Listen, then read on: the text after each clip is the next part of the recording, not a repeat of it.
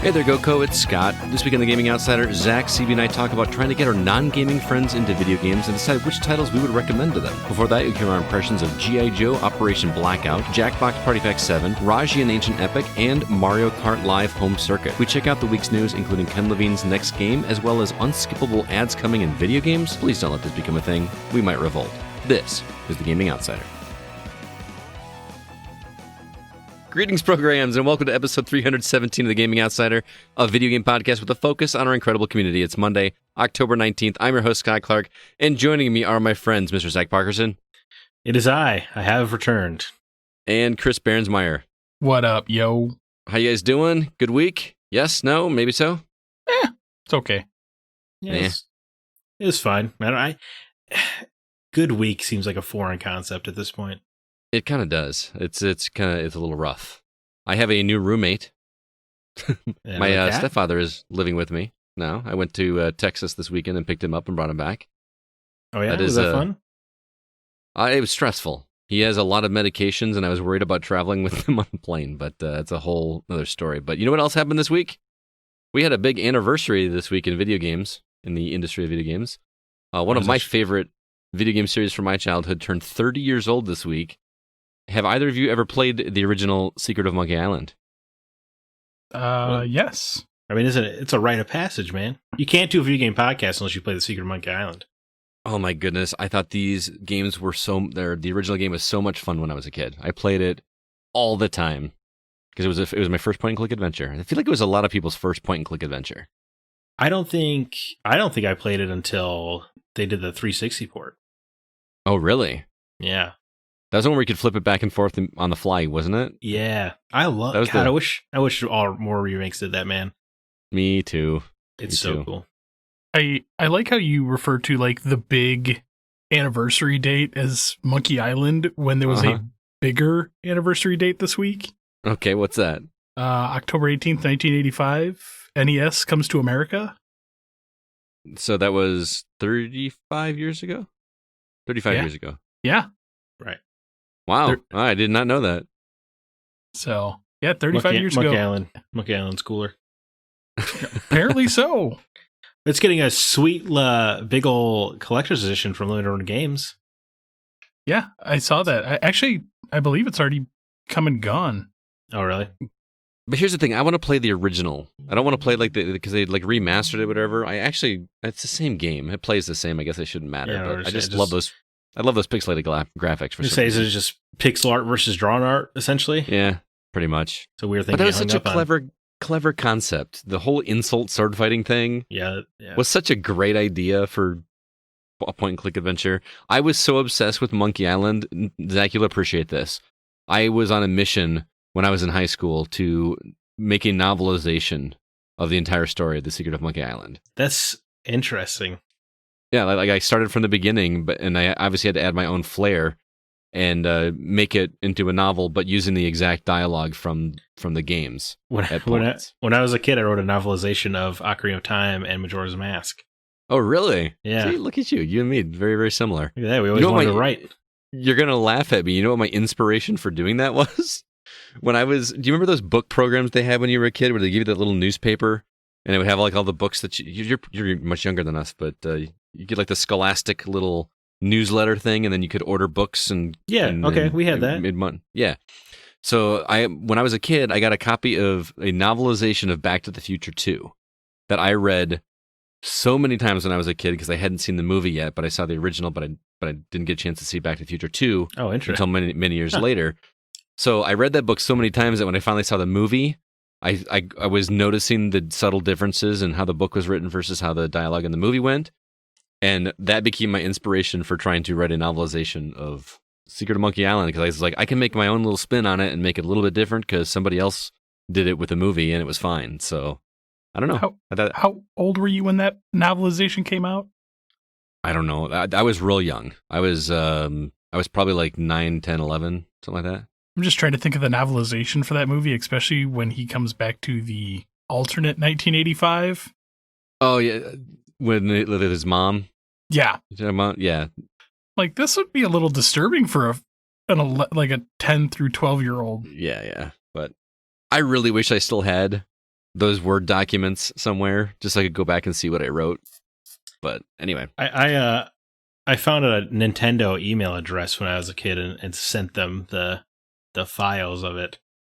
Never heard back, but well, yeah. I'm just thinking of my childhood brain right now. Like, I will send them a completed book script, and obviously they will say, "Oh, thank you so much, sir.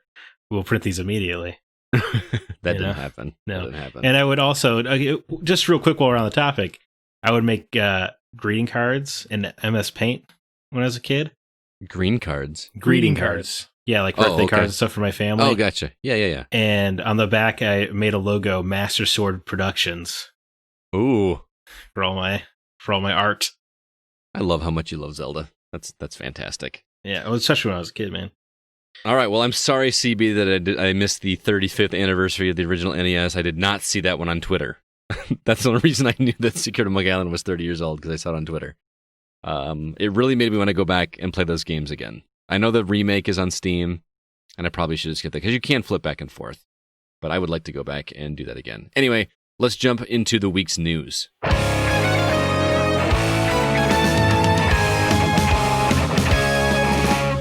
A little bit light this week, but some interesting things. Ken Levine's next game is a sci-fi RPG.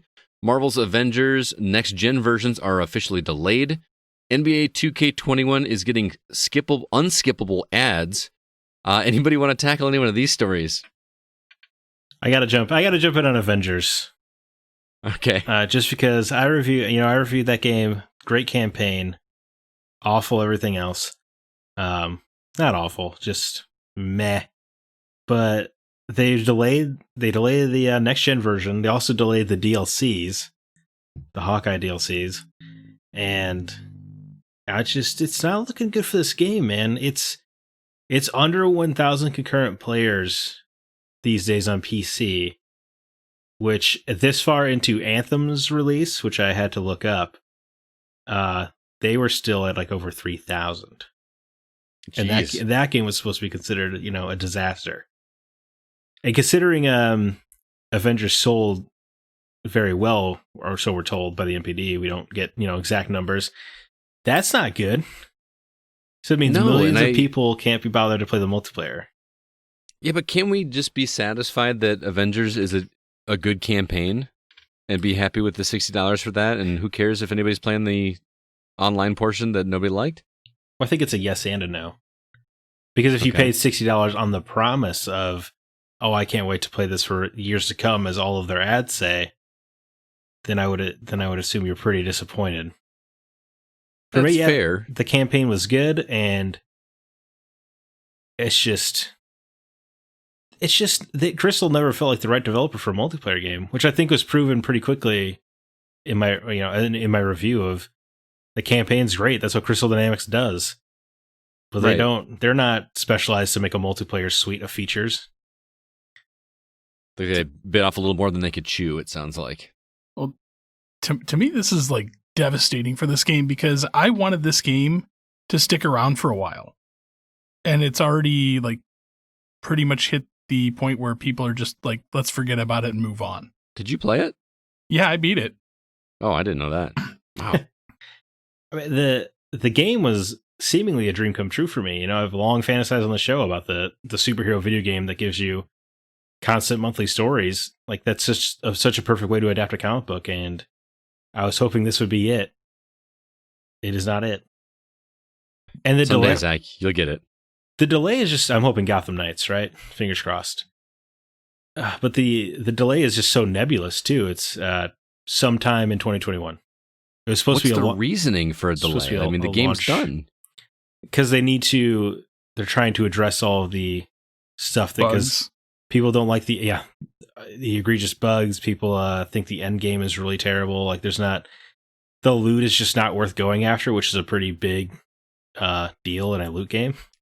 Wasn't that the thing with Anthem too? Like the loot just was worthless.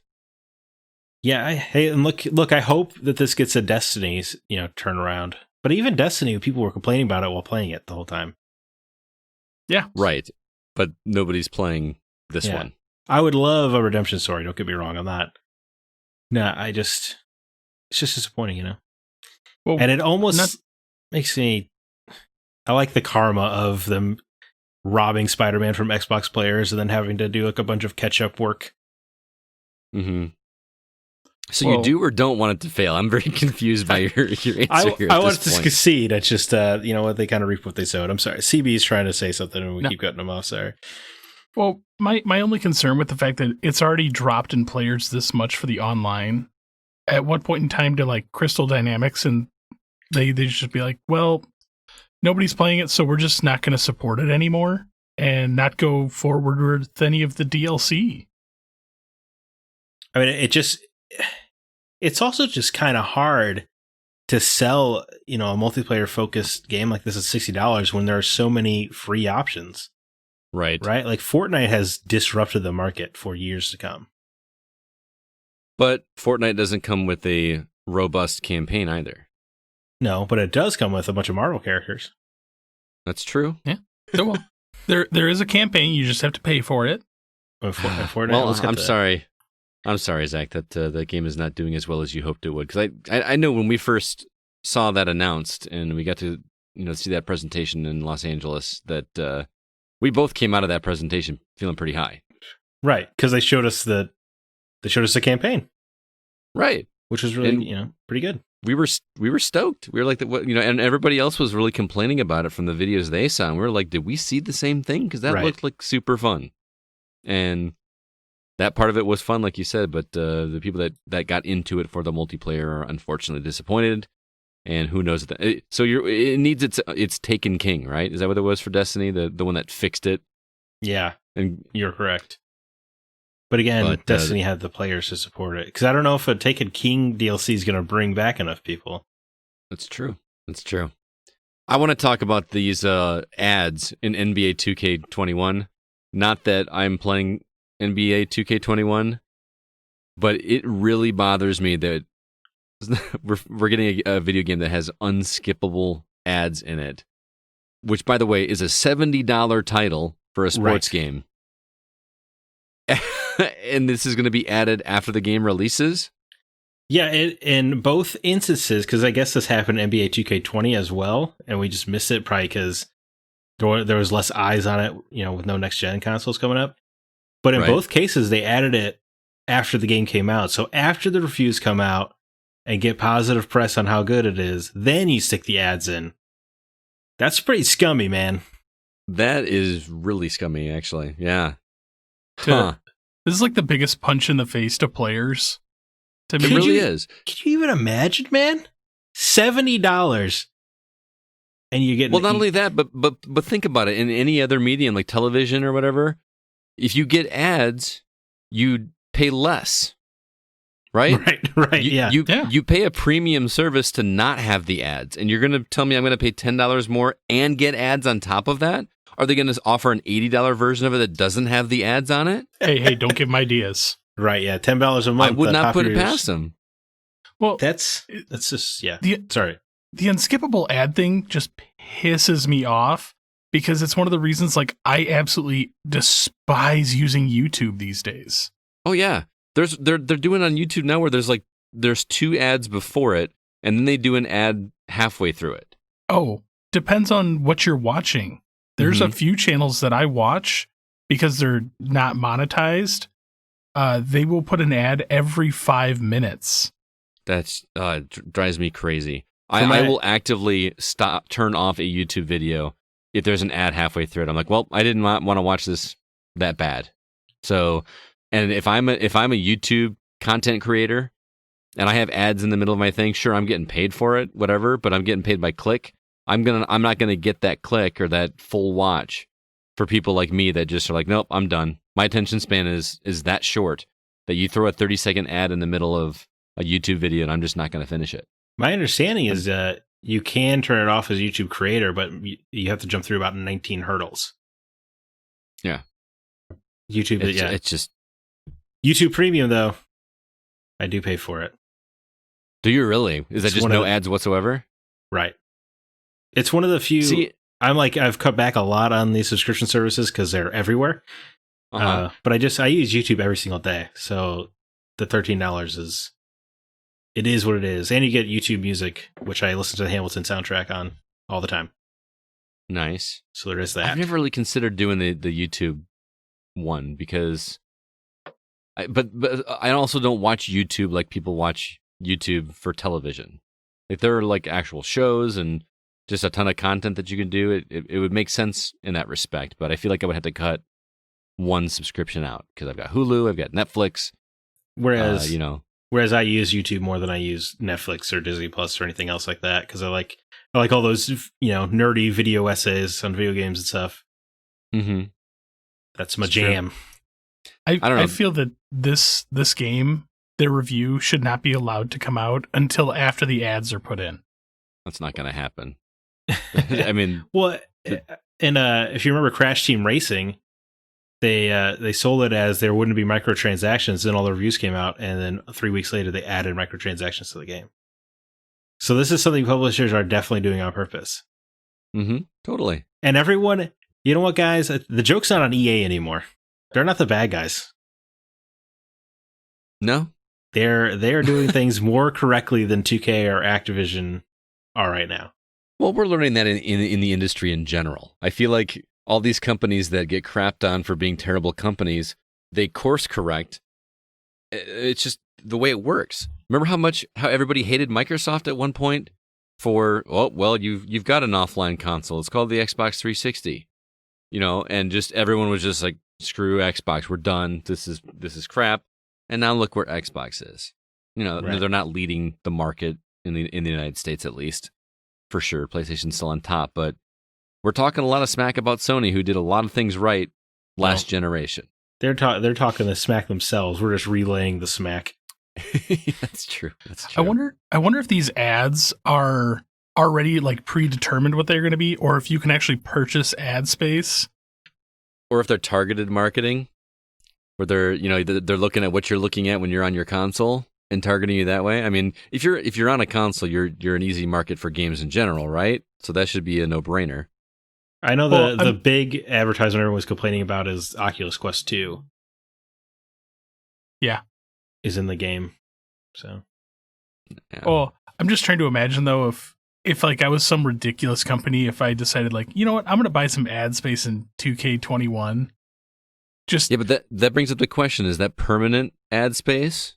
Or is this going to be like a television programming situation where you're buying blocks of time for a certain number of weeks, or are you in the game permanently?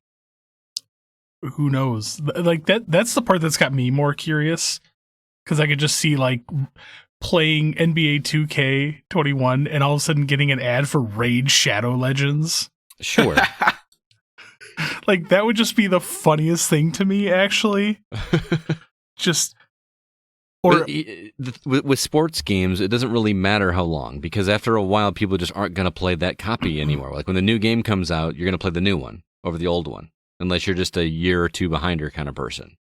But the majority of people want to play the new one, right? Yeah. So it really wouldn't matter to keep an old ad in a game, because who's going to be seeing it anyway? I just really be curious to hear that side of it. Like, could we purchase an ad in 2K21? Can you imagine being a PlayStation player and getting barraged with Xbox ads? Oh, join man, Game Pass. Are you enjoying this game you're playing right now? You could be playing it for $24.99 a month with the Xbox Game Pass. The Xbox Actually, Series I'm wondering if the companies that are like, if Microsoft or Sony could block the ads. There's a whole bunch of political red tape that could be going on with this thing. And honestly, I think we're all in agreement. I don't like it. No. I do not want any ads in my video games. If I'm, it's one thing if you want to throw some, or imagine if they started putting trailers for games at the beginning of your game like they do with movies. Because even if you purchase a movie or rent a movie, there's always going to be trailers at the beginning. It's kind of the standard now. You expect it. But you can also fast forward or skip those. Right, you can some you can, some you can't. You can just press the home button and you get to the main menu or whatever, Right. Some of them are locked out and you can't do that, actually, I found out. Really? Some of the really cheap, yeah. Yeah. Like those, by the way, those really cheap DVDs you can find in the bargain bins or whatever at Walmart? Like they get like this giant, just like metal cases or whatever that are just kind of thrown in there. Did you know that those DVDs have limited numbers of play on them? You can play them for like 20 or 30 times, and then they never play again. I found out. I heard. Maybe I haven't confirmed it, but that's what I have been told. I didn't know that was a thing. So let that sink in for a minute. Yeah. If this actually continues as a trend, can you imagine like playing like some high intensity game where like Breath of the Wild 2 and all of a sudden the game just stops and like rolls an ad? Dude, I will riot. Legitimately riot, because I understand that sometimes we're in the minority of people that play these games for the story more than gameplay. I do not want to be interrupted with an immersive story, a really critical, cutscene or something that really cool is happening to see LeBron James's, meal order from McDonald's, which is a whole other weird thing, by the way. This is the meal that some celebrity gets at McDonald's. You should get it too. I've been noticing that going around. Get weird... Tony Hawk's burrito at Chipotle. Yeah. Like, why? Okay. So strange. It is strange. Anyway, please, gamers out there, anybody who plays games, we can't let this happen. We can't. I will. You're not even getting that in movies. If it was free, then sure. Yes. But if the game were free. That's so close to $100. Mm-hmm. That's insane, man. And I'm not disparaging the genre. I know I'm not a sports guy, but it's a sports game. I understand that just as much work goes into those games, but those sports games depreciate in value so quickly. I feel like more than any other genre, because within months you'll find them somewhere for $20. Right, and then within a year it is worthless. Exactly. And that's where you're going to start trying something like this. Granted, I understand the audience is huge. There are people that only play sports games and only play Call of Duty, whatever. But you can't even, imagine if you went to the theater to watch a film that you've been super stoked about, and in the middle of it, the movie stops and you've got an ad.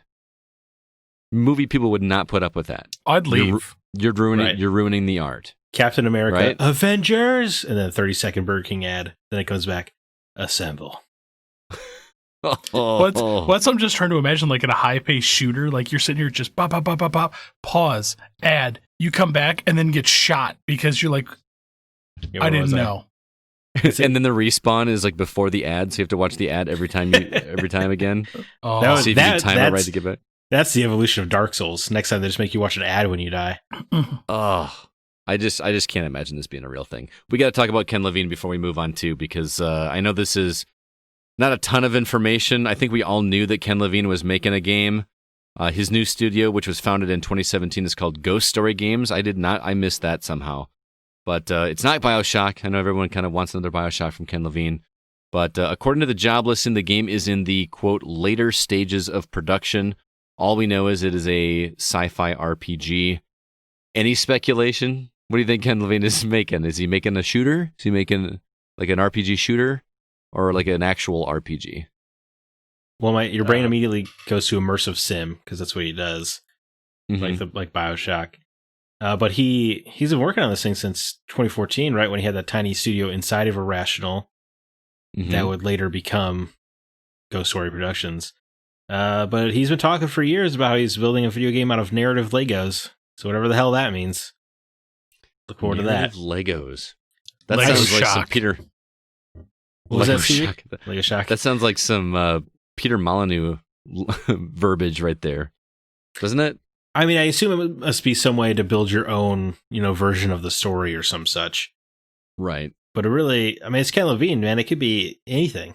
And he's an interesting cat, right? He's the topics he handles are. I wonder how they'd be received in the modern era. Right. Because do you remember the open? I know you didn't like the game as much as the rest of us, but the opening segment in BioShock Infinite with a baseball and the couple that's up on the stage. Do you remember that? Where you have a choice to either throw a baseball at this interracial couple. I think yes, and you have a choice. And I was like, oh, this is going to be one of those kind of games. It's going to have a statement to say, and then it was never touched on again. I would like to see him kind of do that kind of stuff, or like a game based just solely on social commentary. would be great. I agree, because like there are a lot of like underlying conservative, more Republican themes in Infinite, which are not common in video games, as the industry tends to lean left. So he says things that are a little bit different, which I want to see in this day and age, because 2013 was a whole different world. Which is crazy to think about. Yes. Yes, it 2014 is that long ago, but somebody's got to do it, right? I mean, this kind of stuff is in other forms of art. It's in books. It's in film.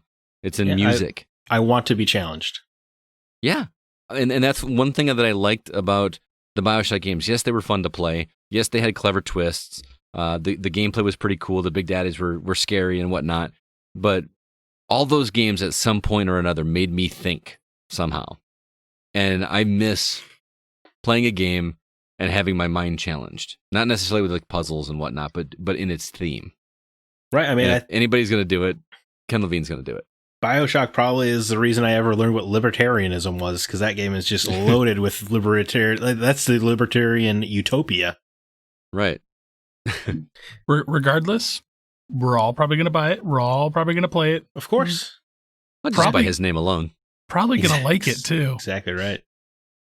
Yeah, I mean, the worst it could be is a 6 out of 10 like BioShock Infinite. And even that is, still interesting. I think we're going to have to revisit that for a Patreon episode. I would love to revisit BioShock Infinite 7 years older. You know what? Let's do it, man. Let's do it. Yeah. We got to have 6 first, but... Yeah. Speaking of Patreon, CB, what is coming on the horizon, or what's available right now for our current Patreon episodes? Well, still most recently we have our Break the Seal Tony Hawk episode, which I gather was a lot of fun to watch. It was. Scott squirm with a timer. Oh, it's awful. We also have our Retro Reminisce on racing games.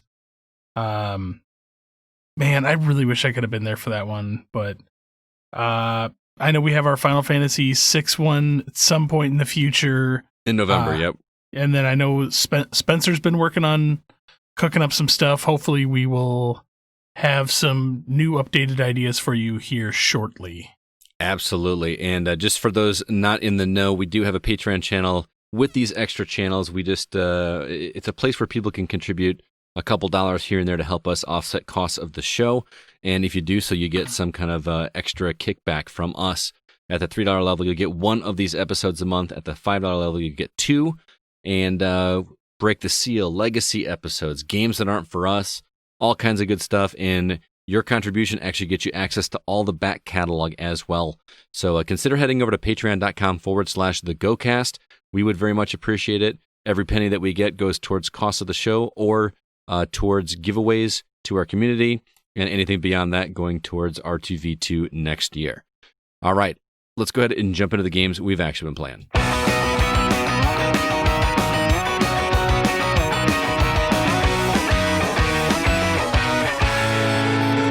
Zach, what's new on the horizon this week? Oh, man. Not as many horror games as I would have expected.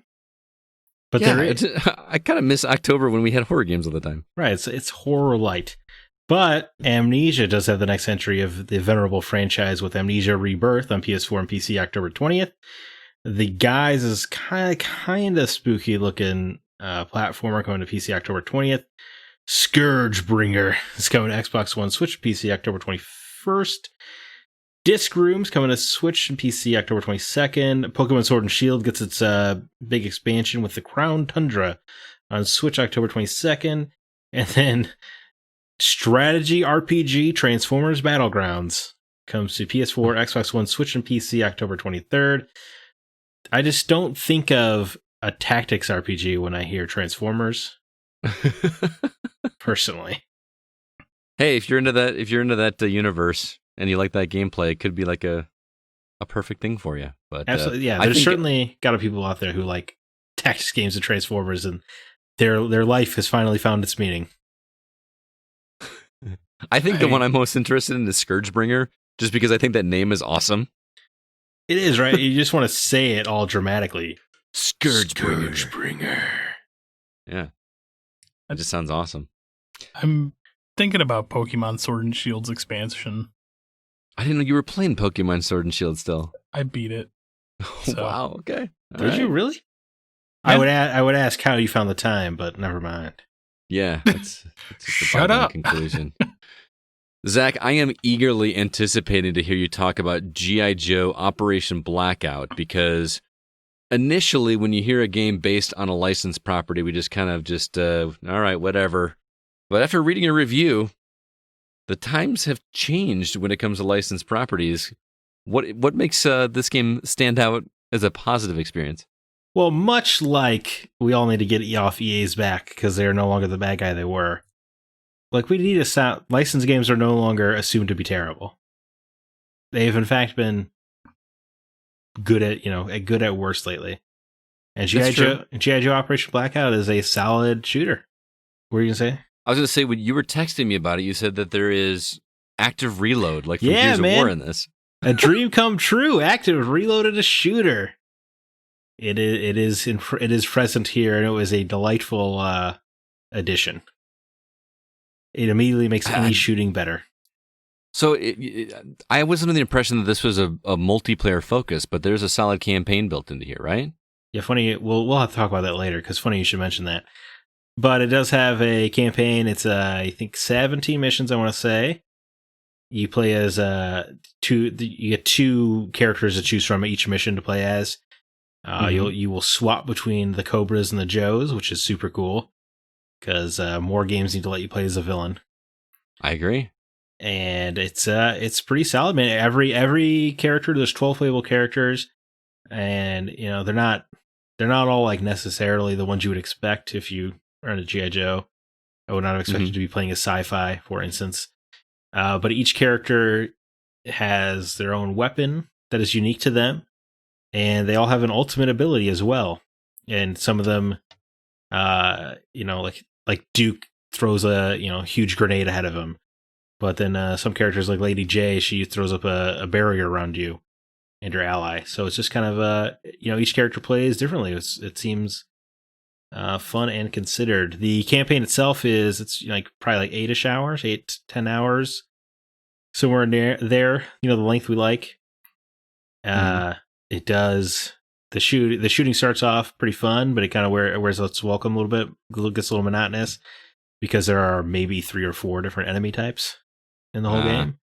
Sometimes that's fun though. Is there co-op? Yeah, everything split screen co-op. No online co-op, because there's no online in this game. There's no online in this game at all, which is bizarre. It has. Is this a budget title or is this a full it's a $48 game, but it's also 2020. So I feel like online multiplayer is pretty much a given, especially when you have 12 different characters. It's a colorful. The game I think looks super cool. It looks like a comic book come to life. And the cutscenes.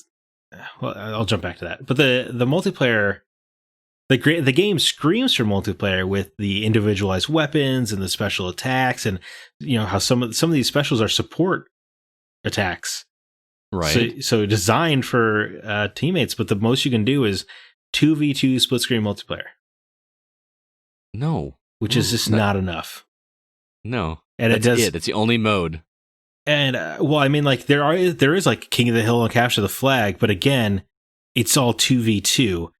And I hate to say it, but Capture the Flag with 2v2 doesn't exactly scream modern video gaming. It screams you playing Halo in your buddy's basement in 2001. Right. Yeah. Do you think that there's any possibility of like a later patch to expand it? I mean, if they do, then it's their error for not including it in the game. It's just weird, man. Like the whole time I was playing the campaign, I just assumed I was going to be jumping into multiplayer afterwards, because everything about the game felt like it. Even the campaign's maps feel a little bit like multiplayer maps, and because the way the campaign is structured, you end up going through each map like 2 or 3 times, sometimes backwards though. So that's exciting. Just flip it, reverse it. Product of its budget, I'm sure, but it's just a glaring flaw. Huh. Well, I was just wondering if that was a case because, again, it is a budget title, but maybe they set it up that way because they didn't think it was going to sell that well. Right, and maybe it's selling. And if it starts selling, maybe they're like, oh, look, here's a patch to expand it to 4v4. That would be. But I don't want that to be a business model, man. Right, finish development only if we sell well. Right. It's. Yeah, I don't understand it. It's I'm also not like a multiplayer guy typically, right? Like, I'm all about the story and stuff, but this game, because there's no getting, like G.I. Joe is basically, it's a 22-minute commercial for action figures. The characters feel like action figures, and what you want to do with those is you want to play in a toy box with other people. And that's what I want to do. Like, I was looking forward to getting online, and I was like, wait, what? It was almost hard to believe. That is. It's just nuts. But the campaign's good. Well, yeah, the campaign, even with the reused assets and the low enemy variety, there's you're fighting the other playable characters often enough that it's fun. Like the boss battles are pretty fast and frequent, so that switches it up, and it's fun. Kind of have to be like, oh, I know what that attack does, and then have to dodge it from, now you are the enemy or whatever. And that's cool. The plot is just really dumb, which is what you want out of G.I. Joe. Absolutely. It's about a mind-controlling bell that's made from meteorite metals. It's stupid. I love it. Wow. That's what you want, though, CB. Yeah. I agree with you. Like, I'm just thinking back to like late 80s, early 90s cartoons where it's like, oh man, it's so ridiculously awesome. The game feels like a Saturday morning cartoon. But honestly, like the banter between the Joes and the Cobras and stuff, because the characters are constantly bickering and bantering, it's so fun. I laughed out loud more than a few times, which, as we know, humor is difficult in video games, but it's just good. I really want to play this now. It's solid, man, especially if you have any fondness for G.I. Joe. It's obvious the developers care. There are three of those campaign missions are in a hiss tank as you drive around on rails. It feels a lot like the Lancaster from Star Fox, and it's freaking awesome. Those levels were super cool. A little bit simpler than Star Fox, but it was just very exciting. So they have those PSA announcements they would have at the end of episodes back when in the kid, like, a real American hero doesn't do drugs. No, but you can unlock them. Oh, you can, like the actual ones? I don't care. I'm buying this as soon as we're done. It's a good time. And, they try to do, the developers like Wannabe and Fair Play Labs, they obviously care. It's just the game is obviously a product of its budgetary constraints. They try to make it worth your money. They're collectibles, and each mission has a little side quest to do. And they just obviously cared so much about G.I. Joe that it's just, the whole game just screams for, boy, I wish it was a bigger budget game, and then we could have the real G.I. Joe game that we all want. But as it stands, it's just it's close but no cigar, as it were. But the property is so freaking dead that it's exciting to see anything happening. Yeah, I'm excited. That's really cool. G.I. Joe Operation Blackout. You played it on PS4, but it's also available Xbox One, I believe. I don't know if it is on Xbox. I know it's on Switch. Okay, that'd be bizarre. Well, speaking of franchises, Uh-huh. Scott, you played the new Jackbox. I number did. 7. I won't spend a ton of time on this one because, like, how long can you talk about these kind of games? But if you're not familiar with the Jackbox series, these are the games where you play, like, with your phone as a remote, and it's a great party game. Like, you don't know Jack and all that kind of stuff. And this one is 3/5 of the way really, really good. There were 2 games in here that were just kind of disposable for me, but the other 3 were great. Quiplash 3, if you played Quiplash, it's the same thing, just with a little bit of extra art and all that, and I won't speak too much of that, but, well, okay. Quiplash is like online balderdash. Everybody gets a prompt on their device, they get to do a response, and the idea is to try to make the funniest or most clever one, and people vote on which one is the best with their phones, and then the most votes wins, and it's just hilarious, trying to outwit or clever everybody else in the room, and it's all about knowing your audience. That's really good. But a couple others that I thought were really fun, there's this one game in there called The Devil's in the Details, which is a co-op game, which I've not seen a co-op game on Jackbox that worked quite like this. You know those games where you even I can't remember which one it was called. Something space on your. It was a Space Force or something on your phone, where everybody has like their own dial screen, and you get printouts on your screen, and you have to tell everybody else how to control what they're doing. You need to turn the knob this many times, and you can't see everybody else's screen. And it's all about communication. Keep talking, or nobody explodes. That's another good. That's another good example too. But this one is a little bit more. It's like you're a family of devils living in suburbia. It's a ridiculous concept, but you have to do just random tasks around the house, like mowing the lawn and picking up trash or finding things hidden in a room somewhere. But in order to complete a task, you have to get help from somebody else in the room with you. So you're looking at a list of tasks, and someone asks for help with a task. You go into there, and then in order for them to be able to answer their question or search for a specific item in a room, you have to get information from another player. Now, we were playing with 5 people in the room, but you can play with up to 8. If you can imagine 8 people trying to communicate with one another from across the room, shouting at each other, while other people are shouting at the same time, it sounds like a pain in the butt. It was a lot of fun. It took us a round or two to wrap our head around how it works, but once you figure it out, it's a lot of fun to work through and try to keep going. But it's also fun not just playing against each other, but actually working together. So that one was pretty cool. But the best one, the one that we played the most, was this game called Blather Round. Instead of Gather Round, it's called Blather Round. And it's so hard to describe this game, but basically one person has a secret prompt on their tablet. And they basically have to give clues to everybody else in the room to type in this exact word or phrase as they're going. But the person who has the clue can't physically say anything. They have to just rely on their prompts on their phone. And the computer or the game will give you a list of random responses that you can give that may or may not be a clue as to what your word or phrase is. And then people can give a guess, and the guess shows up on the TV. And then the computer, with some crazy algorithm, gives the other person other responses the more you guess. So the more you guess, the more options the original player gets to choose. And the more you guess, the more obvious the answer becomes, until eventually, hopefully somebody gets it, but you only have a limited amount of time to do it. It's so hard to explain, but if you're playing with the right group of people, that game is a ton of fun, because it feels awesome when you get a word like Jolly Green Giant. I mean, but you can't actually give the clues you want. It's not like Taboo, where you can say, you can't say the words tall or green or, vegetables or something like that. You're limited to exactly what phrases the computer gives you. And it's fun trying to pick out the ones that will not only give your team clues, but also open up additional clues. It's just an insane algorithm that works way better than I expected. And to me, that game alone is worth the price of admission for Jackbox Party Pack 7. Okay. So I feel like we review these every year, and they're just they're no-brainers. They really are. Even though the other ones I wasn't a huge fan of, there's another drawing game that just didn't quite work. And there's Talking Points was pretty fun. It was just more of a silly game than a competitive game. You know what? I take it back. I did like this one. You basically have to create a PowerPoint presentation, but you don't know what's on it. Like, have you ever seen the TV show Impractical Jokers? Yes.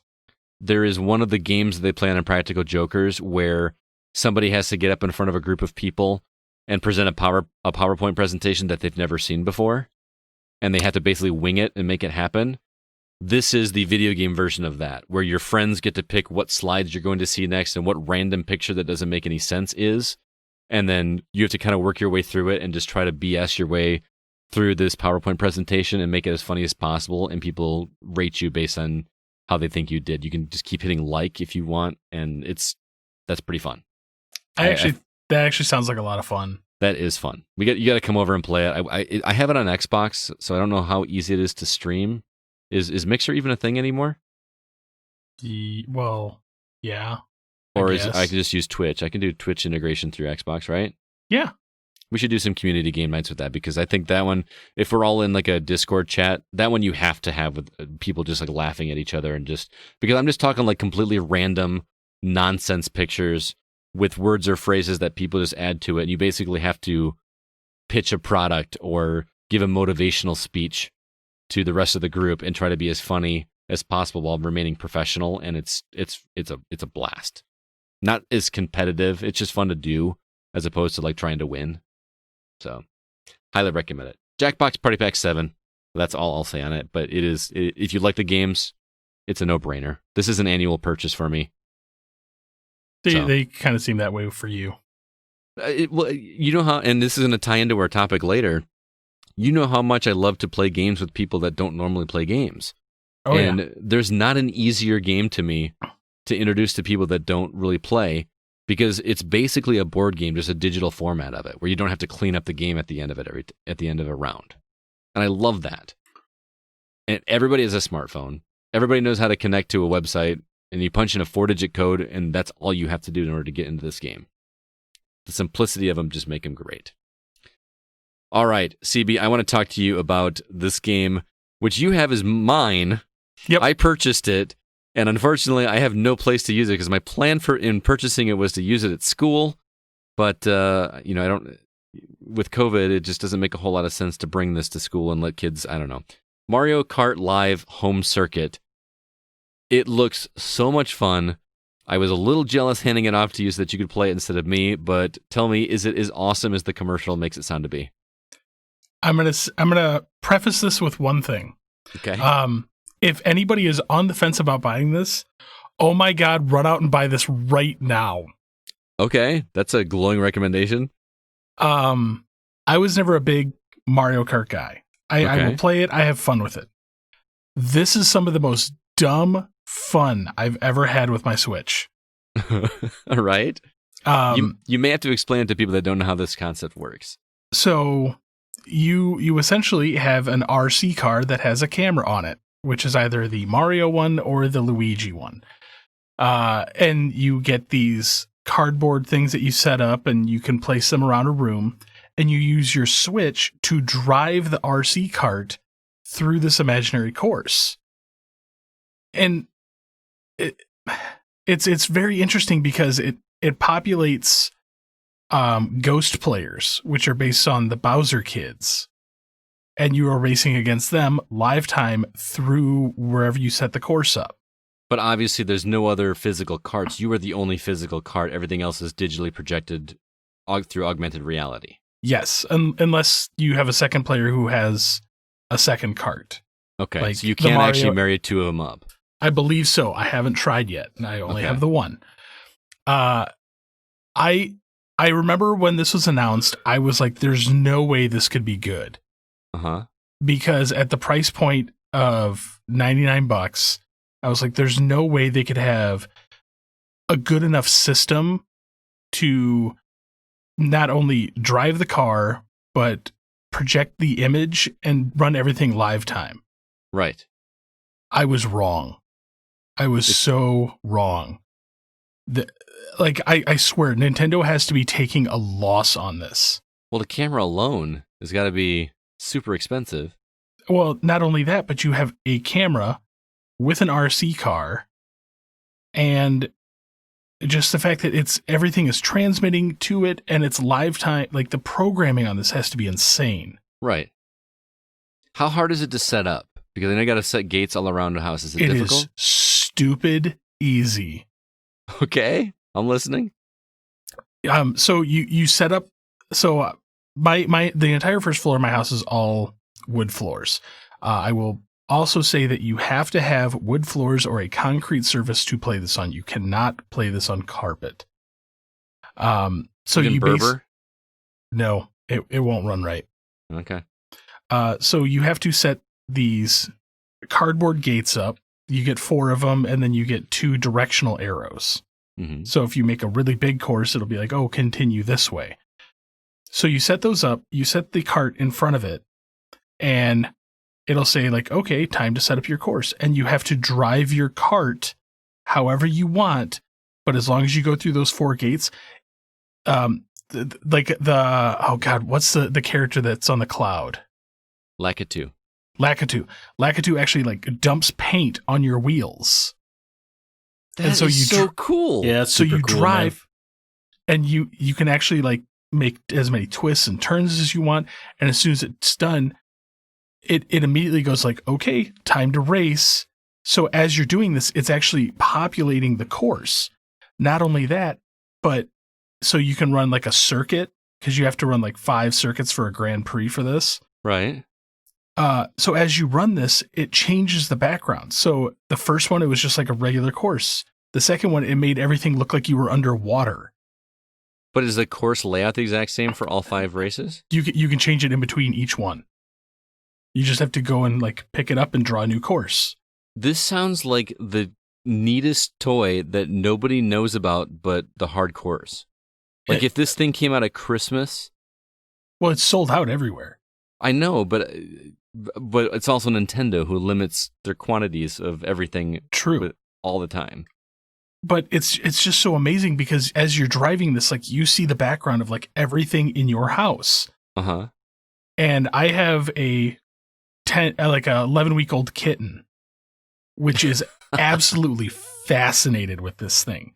So what was cool is as I'm driving this course, the cat is running next to the cart, which I can see on my Switch. So it looks like you've got like one of those like those racing games where you're running alongside a dinosaur or something. Yeah. And it's like AJ stopped playing Fortnite in the middle of a match and came and just sat with me on the floor, and we just raced this thing around my house. It is amazingly good. And here's the other thing. So with all Mario Kart games, like you have the different circuits, like a 50cc, 100cc. So when I first broke this thing out of the box and started playing with it, you have to start in the 50cc circuit. Mm-hmm. And I'm like, man, at first, like the RC car feels like this chintzy little toy. Mm-hmm. But I mean, it's actually really well constructed. So as you're driving this thing, I'm like, this thing is slow. I'm like, if this is it, this is kind of dumb. And as you go through each one of the gates, like it has the typical Mario Kart, like you hit the question block and you can get power-ups. Mm-hmm. And if you get a mushroom, your cart speeds up. Oh, that's cool. So if you get hit, does it spin out? Like does the car specifically spin out? if you actually hit the gate, it'll stop for a second. Mario like throws a little tantrum on the screen, and then you can keep driving. If you bump in something, you can lose coins because coins drop randomly on the track, which you can use to buy like cosmetic items in the game. But as I finished the 5th race that I did, it unlocks the 100cc, mm-hmm. and it doubles the speed of the car. And I know there's a 150cc and a 200cc. So this thing can actually move quickly. You sound so jovial, man. I know, nice. dude. Like he's so excited. I love this thing. Like I cannot believe that this is this good. I have like a couple beefs with it. You're gonna guilt Scott into letting you keep it. No, I'm going that's to. That's not happening. Oh, I'm going to. You're keeping it. You're paying me for it because that's fine. I will throw dollars at you.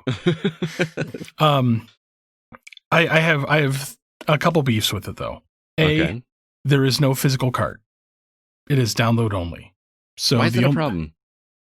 Because what worries me is as if the Switch ever gets discontinued and they shut the servers down for it, this is a dead game. So now I have a plastic piece of crap. Well, unless you have it downloaded on your Switch already. True, but if something ever happens to my Switch, yeah, it's gone. Physical. What's up? I know. This is something that really needed a physical release. I mean, it kind of just makes sense with how the product is in general. Yeah. Yes. Yeah.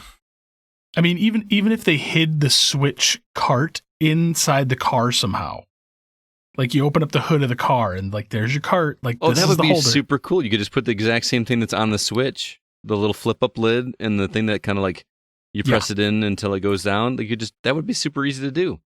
Do you think that they would sell that for dirt cheap, or maybe even just give them away? I mean, God, I really hope so, because this is a product I could stand behind for a long time.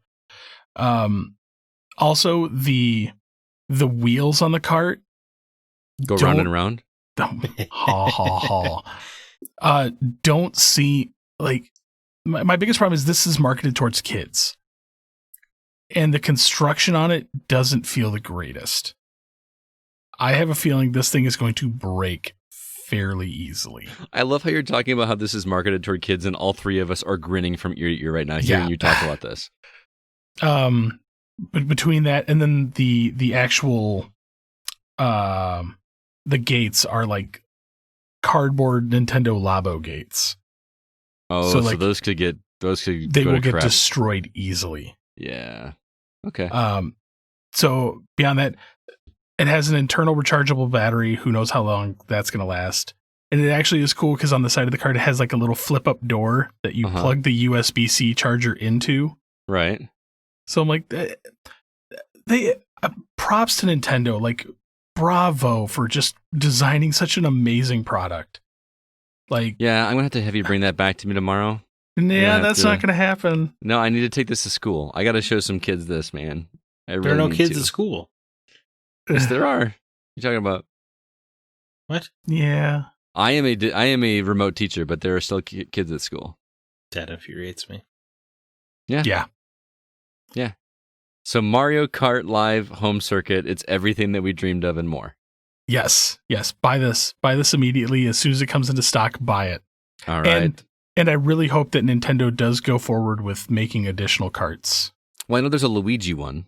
Yes, but you can make a Princess Peach. You can make a Daisy. It goes on and on for this thing. They would sell like crazy. Like yes. I said this about Drop Mix, and it was not a hot item that Christmas. I don't know why it wasn't a hot item that Christmas. If they had marketed it better, it would have been great. This item would be insane at Christmas if they pull it off and talk about it enough. Nintendo could make this thing for years, and it's going to sell. Yeah. Right, yeah. I don't. Do you think it's going to... Have they announced like if it's limited, like all their other weird stuff they're doing? I have no idea. Yeah, I don't know either. It just seems like I just come to expect it from Nintendo at this point. Exactly. Which is going to be hard. Which is to what get they want.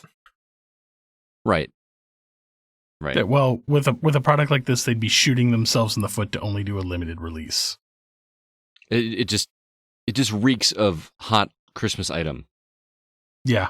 But I've been wrong before, obviously. So can't wait to play it and get it back from you. But CB, this somehow thing also found time to play Raji? Or did I go too soon? Or you got more to say on Mario Kart? Oh, I was going to say, if this... Mario Kart Live Circuit could sell a Switch alone. I'm not kidding. System seller. Yes. From Chris Berensmeyer. Oh, man. I can't wait to play it. You know what? You need to just get one. Get one, and then we can race each other. Oh, I would. I'm going to. I don't care. I need more of it in my life. Get a Luigi one. Would you guys both? Because Luigi sucks. Is the Luigi one is out right now? Yes. Yeah. Okay, you gotta get it's just Mario and Luigi. Yeah, no choice. I mean, Luigi's got the Luigi stare from Mario Kart. Why does he suck? Because he's always player 2. Because he collects mail for Mario.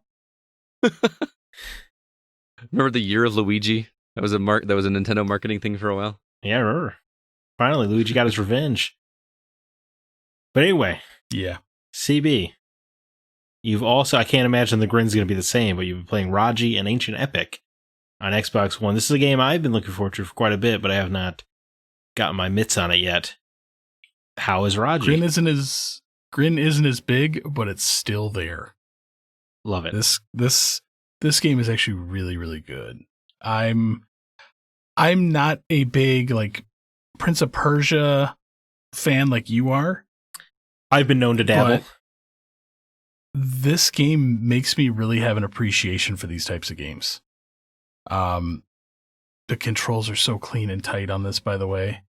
Like it is such a well-crafted game. But you play as a character named Raji, whose brother has been kidnapped by some evil being, and you have to traverse through this world, which is set in Indian mythology. Right, which is cool and unusual. Yes, like I love mythology and stories like this, and man, the storytelling in this is so good, and the cutscenes are different from anything else I've ever played. Most of the time you have like your like full video cutscenes. This is done using a storytelling technique where you have like the sheet with a backlight and it has characters on sticks that are animated by puppeteers. It's done that way. It's beautifully done. Interesting. That's different. Yes, the story is wonderful, and it's told from the point of Vishnu. Oh, okay. So Vishnu is actually narrating, and the like.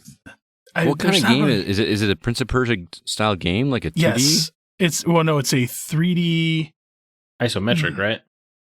Not entirely isometric, but it's a 3D top down almost, but it is more isometric.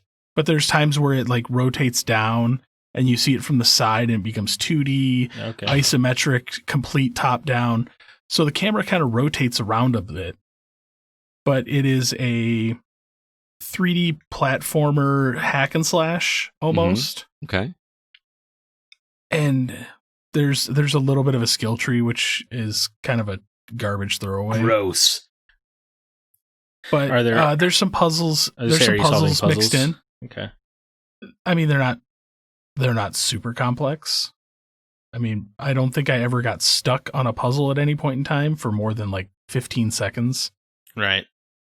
So they're more like get in, get out. Also true of Prince of Persia puzzles. Yes, but there's like a lot of climbing. Yeah, I love climbing. You know what? Yeah. Climbing video games is so fun. It is. But yeah, man, this game is right up your alley, Zach. Yeah, I mean, like this is Prince of Persia set with Indian mythology. Right. Well, as you all know, remember, I'm sure Sands of Time opened in India. That first level. Yeah, that's true. You invade India and kidnap all of their women and animals. But I'm actually I'm actually really impressed with this game. Because it is also like a budget title. I think it was like $25. Mm-hmm. Right. It's beautiful to look at. It's fun to play. The controls are really tight and crisp. I mean, I've had issues before with platformers where you have like free floating platforms and you jump and miss because the controls just seem kind of sluggish or off or slippery. Not at all in this. And the combat is actually really fun. It's that's surprising. Kind of almost like twin stick. So you're actually controlling your melee combat with a stick instead of a face button? Well, it depends on the weapon you have, because as the game progresses, you have like a trident, a bow and arrow, sword and shield, and then there's another hidden weapon which is story based, which I don't want to ruin for later. Okay. But yeah, each one of them has their own styles. You can unlock lightning magic, fire magic, ice magic. I'm just really impressed with, for an indie game on a very small budget, how well this game performs. How long was it? Right around 8 hours. All right. Sounds perfect. This game sounds wicked cool, man. Yeah, believe me, I'm going to go out on a limb and say that if Zach played this game, he'd probably give it an 8. Okay, it's a specific guess. Yeah, it's not perfect, but I'm willing to bet that you would probably put this at an 8. Okay, guess I'll have to wait and see. I'm waiting on bated breath to hear Zach's score now. Yeah. Pressure's on me.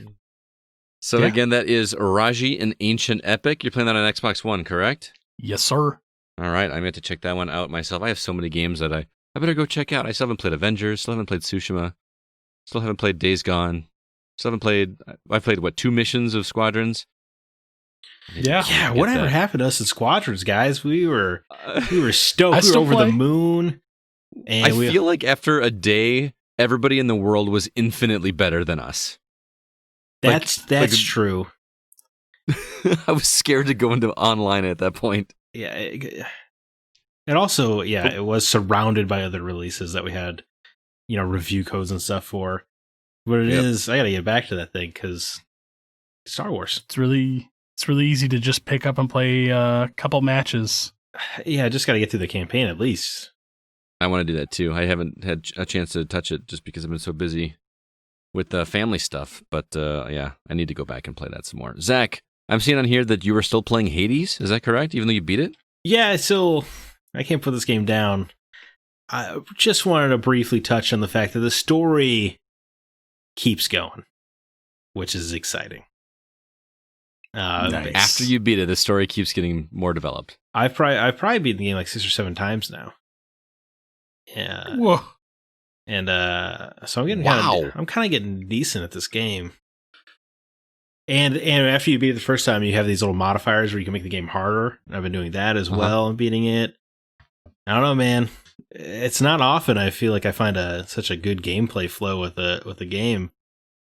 But I like Hades. I'm fairly solid at it.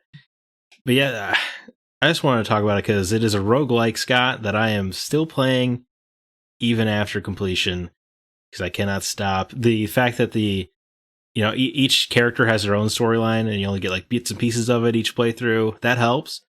But I just keep wanting to what am I going to get this run? What are the boons going to be? Should I use I used the spear last time, but it was almost too easy. I'll use the bow. I haven't really used the bow yet. It's just. Don't they reward you for using a weapon you haven't used in a while too? Like you get an added plus 20 or something? Yeah, you get a 20% bonus drop to darkness, which is a currency, and then you can upgrade that later and get 20% extra gemstones as well. There's so much in the game. And when I'm not playing Hades, I am often thinking about Hades. When I'm playing Final Fantasy VI for our upcoming Patreon episode, I'm just thinking, boy, I could have knocked out one run at Hades that real quick. I hope this is a gateway drug to you for other games in this genre. I know that the story is never going to be as good as this, but yeah, you say Children of Morta has a story though, so that might be the one to jump onto after this. Finally, give that its due. Keep in mind that one is just has just a narrator. There's not actually any dialogue between characters.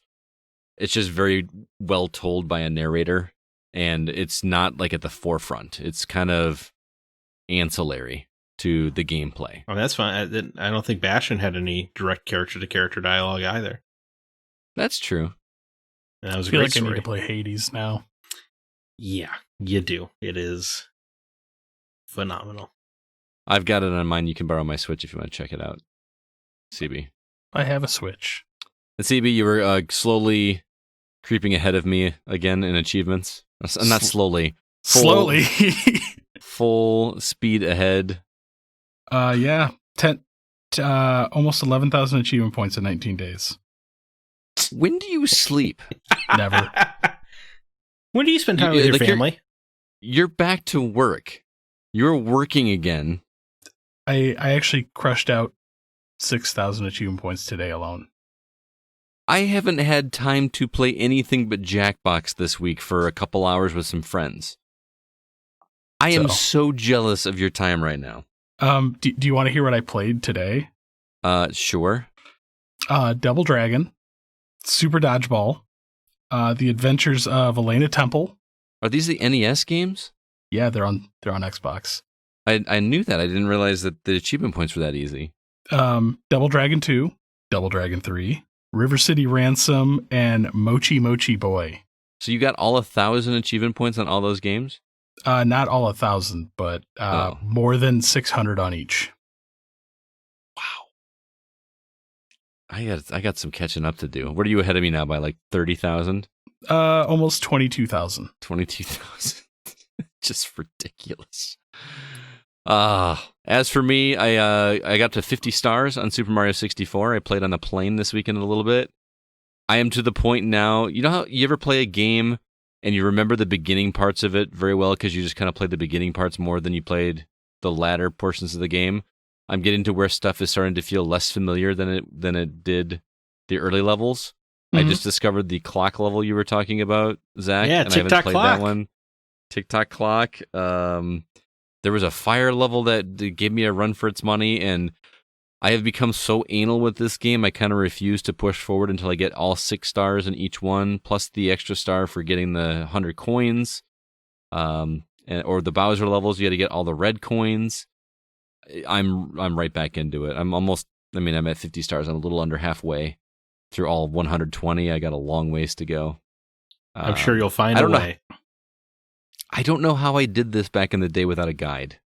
When we were kids, we didn't have the internet. You had so much more time, though. You could just throw your head against the wall. Yeah. And as a kid, when you got 1 star, you felt like you accomplished something. But now as an adult, if you only get just 1 star in a play session, you'd be like, why did I waste all this time? That is a good point.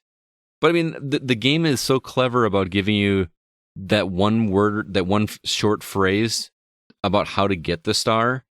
And part of the fun is figuring out what that means and what you're supposed to do. Some of them are obvious, but some of them are like, how did I figure this out when I was a kid? Like, I just don't know. But Mario 64, still a good game. What do you know? I was going to ask we had somebody review She Sees Red, correct? That was a long time ago. That was Thomas, I believe. Oh, it's like the full motion video? Yeah, I actually forgot I played that too. And props to whoever played that game. It's not bad. So props to who played it? Whoever reviewed it for us, because actually now that I'm playing, I would be like, yeah, I probably would have played and reviewed this too. All right. I believe that was Thomas. I'm almost certain it was Thomas. All right. Well, let's go ahead and move on. We have a new Facebook member to say hello to, Stanley Bolaños, over at facebook.com/groups/the GoCast. Our community over there is consistently thriving. We try to keep it updated with all the news and trailers that we can find. And also our Discord is consistently growing as well. Be sure to look for the link on that in our show notes. Lots of good conversations going over there. And if you get a chance, drop us a review on Apple Podcasts. We would greatly appreciate it. It helps us get the word out. And also our website, thegamingoutsider.com, where we've got all of our episodes and all of our written reviews, including Kevin's recent review of the early access version of Baldur's Gate 3. He has had some really interesting things to say about that, so be sure to check that out at thegamingoutsider.com. And now we're going to jump into our From the Outside In topic.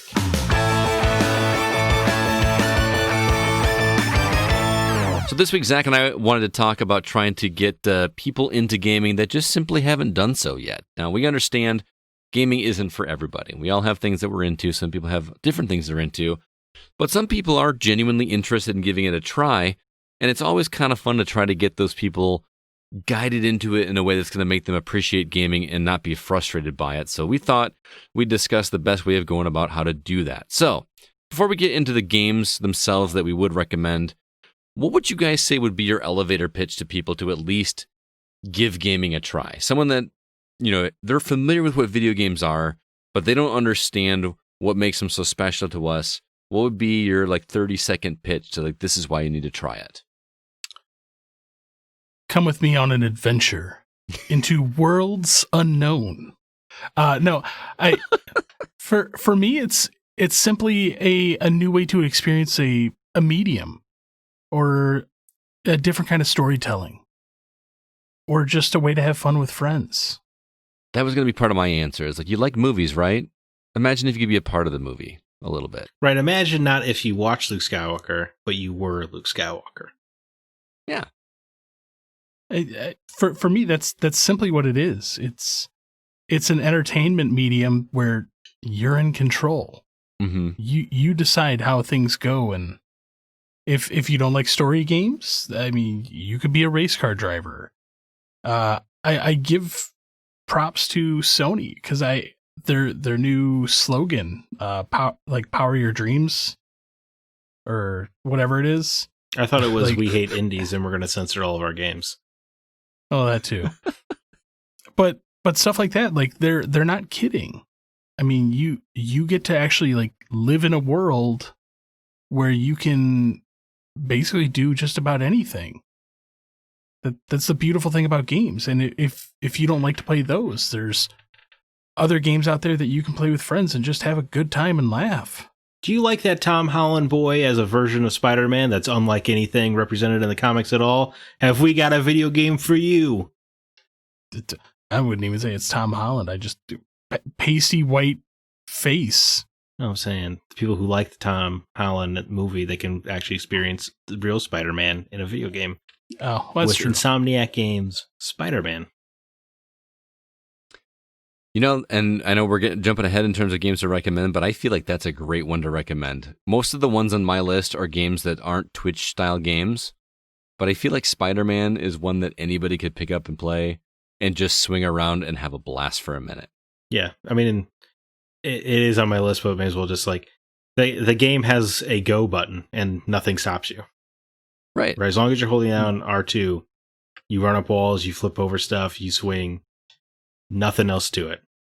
But it still feels like you're in control, even though it's that simple. Right. Well, it has the little things, right? Where if you're a new gamer, you'll learn eventually, like, oh, if I tap X near the top of the building, I zip myself sideways and I run faster.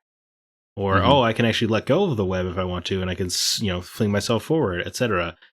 There are more things to learn, but in terms of just a sheer gameplay, push forward, hold R2. It works in Assassin's Creed as well.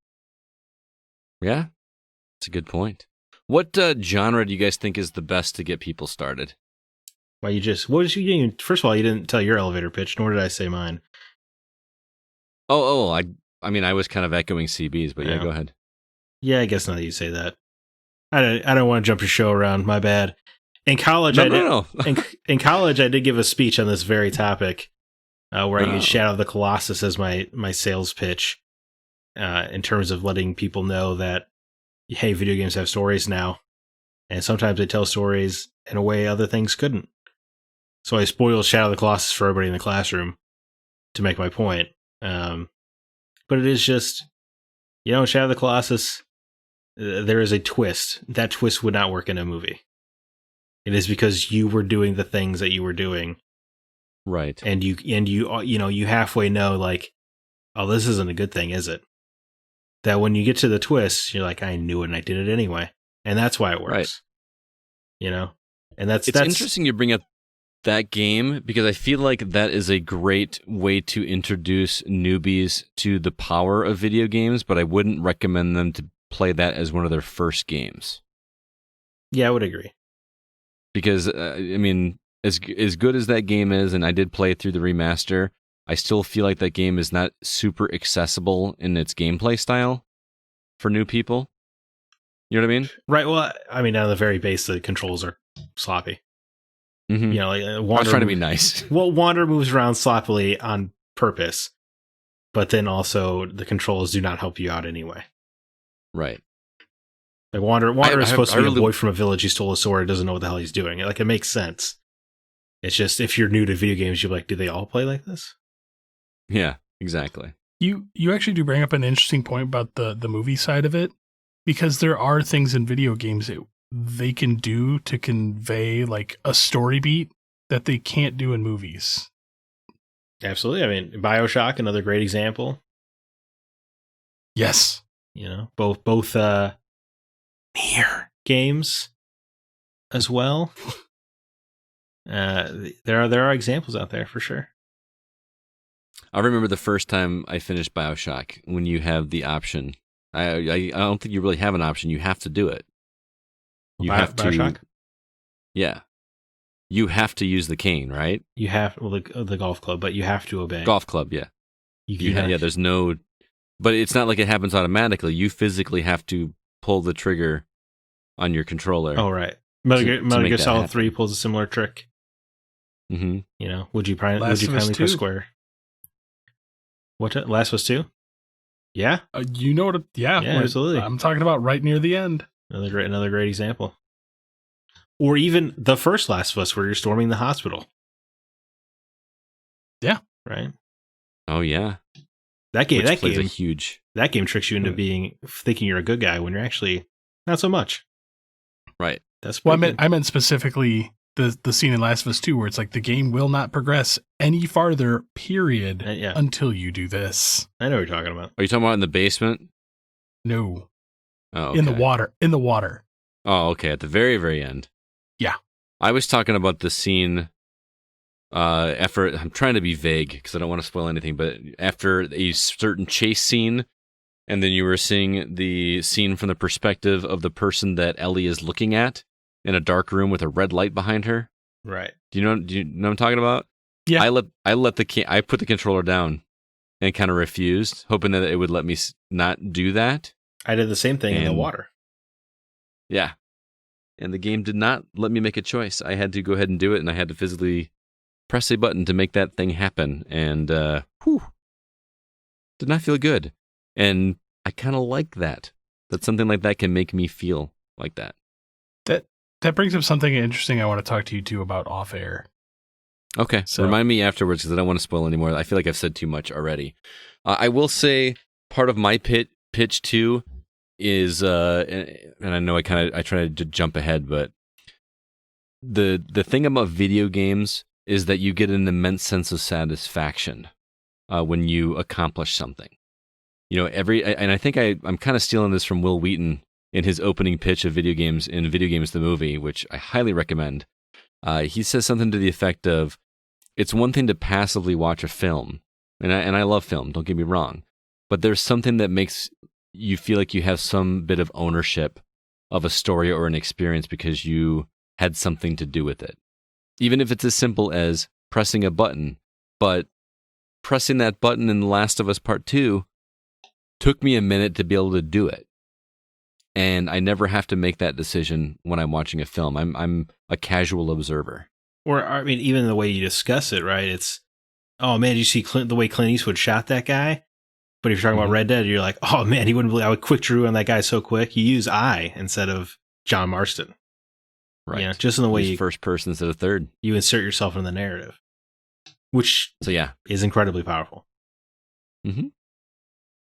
If you ever wanted to feel ownership of a narrative, even a little bit, give video games a try. There's my pitch. Right. I don't think the trench run would mean to people what it does in Star Wars New Hope if it wasn't for the 19 video game versions of it. Yeah.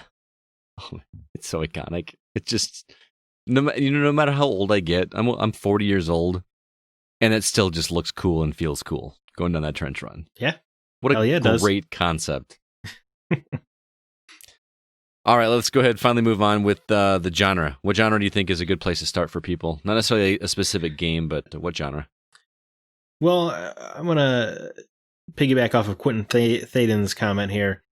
I would start them with either something very narrative-focused with a lower difficulty, such as Tomb Raider 2013, or even the Batman Telltale series, or something casual, like Mario Kart, like Stefan said. I use this comment because I think story games are the best way to get people in.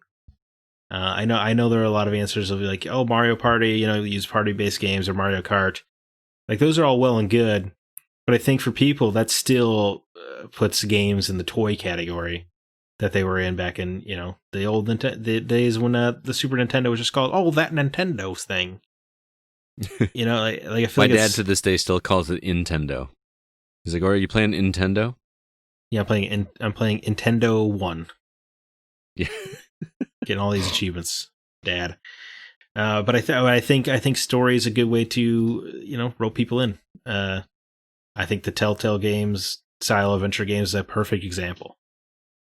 Right? Like The Walking Dead is an accessible story that I think almost anybody can get wrapped into. There's people love stories about dads right now. They're in. Lee. It's the year of the dads. It's the decade of the dads. Yeah. And it all started really with The Walking Dead with Lee and Clementine. I think that's a good just point. I don't know if I agree with the Tomb Raider assessment. Love the game, don't get me wrong. I don't feel like that would be a person's great intro to games. No, it's not an easy game. I'll talk about that maybe later. Okay, but we'll come back to it. I would say and to agree to you, but I think Tomb Raider is a great second game. But we can talk about it later. Okay. All right, CB, what do you think? Well, I also am going to start with a listener comment from Mr. Jordan Derringer High. Personally, I would recommend something that people could play together. My go-to is usually Mario-based party game, Mario Party, Mario Kart, New Super Mario Brothers. These games seem to have something. These games seem to be some of the most well-rounded. I can have fun being a person who enjoys games on the regular, but someone who doesn't play games can also have a good time. I will agree, but I have a different choice for mine in that entry. Is it the Mario entry? Well, in the same thread. Okay. So, and you know what? I'm just going to say it. Portal Good. 2. That was going to be on mine as well. Yeah, Portal's a great. Portal was also on my list. It was on my list too. So I'm glad that it was universal. The only consternation I have with recommending a game like Portal 2 is that for people that didn't grow up in 3D spaces like we did, where we had all those years to, we played Mario 64 with that crappy camera, that doesn't, for whatever reason, can't go behind Mario. I don't understand. Just fix that. Anyway, we've learned it. It's become second nature to us. But somebody that's never used two sticks to control look and strafing at the same time, that's like a whole new world. That's my only issue. That's why Portal works. That's why it was on my list, because it's a great game to learn two-stick controls with. Controls. You're true, because it's not like you're having to worry about getting shot. Exactly. Or moving quickly. You just take your time and learn the controls. There's no timers, no combat. The perfect game to learn how to control a camera. Well, that's a really good point. Yeah. Specifically, the reason I like Portal 2 though is the multiplayer function.